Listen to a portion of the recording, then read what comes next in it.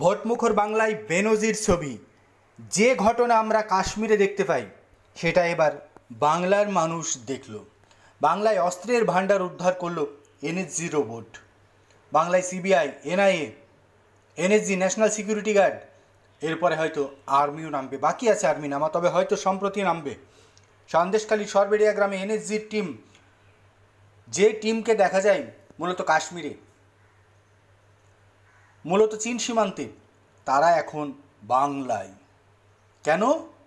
না তো তৃণমূল নেতাদের অস্ত্র উদ্ধারের জন্য। আর অত্যাধুনিক রোবটকে কাজে লাগিয়ে উদ্ধার করলো ব্যাগ ভর্তি বিস্ফোরক। এরপর 2 থেকে আড়াই ঘন্টা ধরে বোমা নিষ্ক্রিয় করলো এনএসজি কমান্ডোরা। শুক্রবার সন্দেশখালীর সরবেড়িয়া গ্রামের এনএসজি টিম আসতেই এলাকা খালি করেন কমান্ডোরা। ভেড়ির চারিদিকে ঘুরেছে একাধিক রোবট ডিভাইস। আজ সরবেড়িয়া গ্রামের এক বাড়িতে প্রচুর অস্ত্রের খোঁজ মেলে। তারপর প্রায় যুদ্ধকালীন তৎপরতায় শুরু হয় তল্লাশি। জানা যায় এদিন সিবিআই জানতে পারে যে শেখ শাহজাহানের ঘনিষ্ঠ হাফিজুল মোল্লার আত্মীয় আবু তালেব মোল্লার বাড়িতে বিপুল অস্ত্র রয়েছে। এরপরই ওই রোবটকে আবু তালেব মোল্লার বাড়ির দিকে পাঠানো হয়।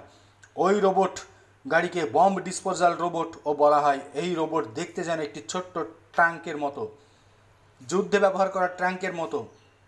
শুক্রবার ছিল লোকসভা নির্বাচনের দ্বিতীয় দফার ভোট।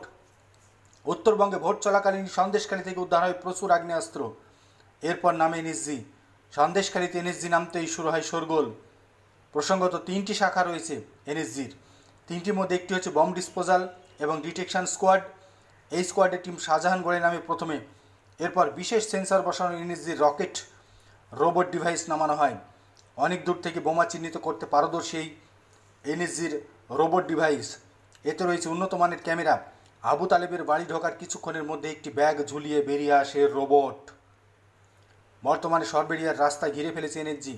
এখনও রয়েছে এনএসজি, সিবিআই এবং সেন্ট্রাল ফোর্সের আধিকারিকরা।